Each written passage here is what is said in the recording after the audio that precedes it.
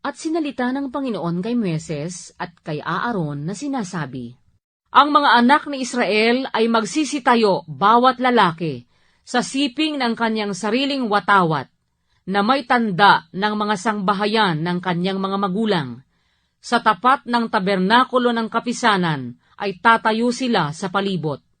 At yaong tatayo sa dakong silanganan, sa dakong sinisikatan ng araw, ay ang mga sawatawat ng kampamento ng Huda, ayon sa kanilang mga hukbo.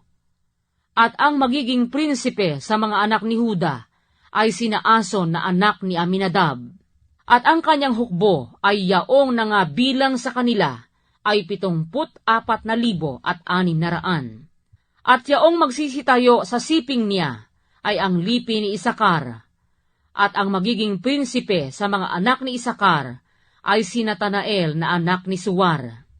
At ang kanyang hukbo at ang nangabilang niyaon ay 54,400. At ang lipi ni Zabulon at ang magiging prinsipe sa mga anak ni Zabulon ay si Eliab na anak ni Helon.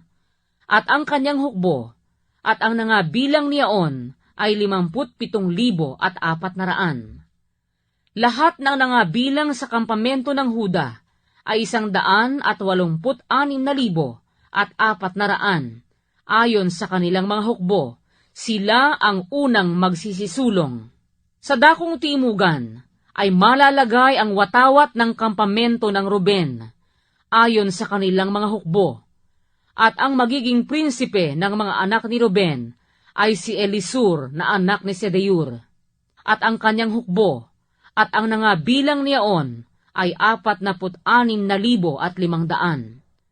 At yaong tatayo sa siping niya ay ang lipi ni Simeon, at ang magiging prinsipe sa mga anak ni Simeon ay si Selumiel na anak ni Surisaday.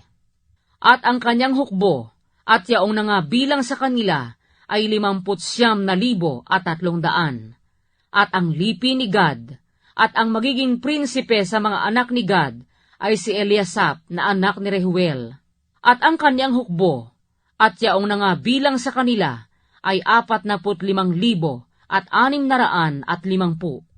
Lahat ng nangabilang sa kampamento ng Ruben ay 151,450, ayon sa kanilang mga hukbo, at sila ang pangalawang magsisisulong. Kung magkagayon, ang tabernakulo ng kapisanan ay susulong nakaakbay ng kampamento ng mga Levita sa gitna ng mga kampamento. Ayon sa kanilang pagkahantong, ay gayon sila magsisisulong na bawat lalaki ay sa kani-kanyang sariling dako sa siping ng kanilang mga watawat. Sa dakong kalunuran ay malalagay ang watawat ng kampamento ng Efraim, ayon sa kanilang mga hukbo. At ang magiging prinsipe sa mga anak ni Efraim ay si Elisama na anak ni Amiud. At ang kanyang hukbo at yaong nangabilang sa kanila ay 40,500.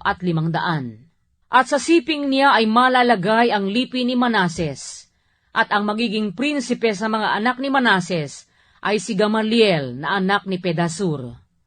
At ang kanyang hukbo at yaong nangabilang sa kanila ay 32,200. At ang lipi ni Benjamin at ang magiging prinsipe sa mga anak ni Benjamin ay si Abidan na anak ni Gedeon.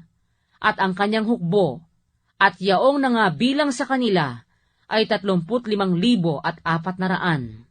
Yaong lahat na nangabilang sa kampamento ng Efraim ay 108,100, ayon sa kanilang mga hukbo, at sila ang pangatlong magsisisulong. Sa dakong hilagaan ay malalagay ang watawat ng kampamento ng Dan, ayon sa kanilang mga hukbo, at ang magiging prinsipe sa mga anak ni Dan ay si Ahieser na anak ni Amisaday. At ang kanilang hukbo at yaong nangabilang sa kanila ay 62,700. At yaong hahantong sa siping niya ay ang lipi ni Aser, at ang magiging prinsipe sa mga anak ni Aser ay si Pegiel na anak ni Okran. At ang kanyang hukbo at yaong nangabilang sa kanila ay 41,500. at ang lipi ni Neptali. At ang magiging prinsipe sa mga anak ni Neptali ay si Ahira na anak ni Enan. At ang kanyang hukbo, at yaong nangabilang sa kanila, ay 53,400. Yaong lahat na nangabilang sa kampamento ng Dan ay 157,600. Sila ang magsisisulong na huli, ayon sa kanilang mga watawat. Ito ang nangabilang sa mga anak ni Israel, ayon sa mga sangbahayan ng kanilang mga magulang.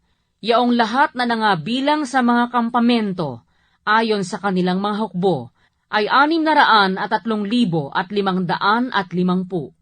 Datapwat ang mga Levita ay hindi ibinilang sa mga anak ni Israel, gaya ng iniutos ng Panginoon kay Moises. Gayon ginawa ng mga anak ni Israel. Ayon sa lahat ng iniutos ng Panginoon kay Moises, ay gayon sila humantong sa siping ng kanilang mga watawat, at gayon sila nagsisulong, na bawat isa ay ayon sa kanilang mga angkan, ayon sa mga sangbahayan ng kanilang mga magulang.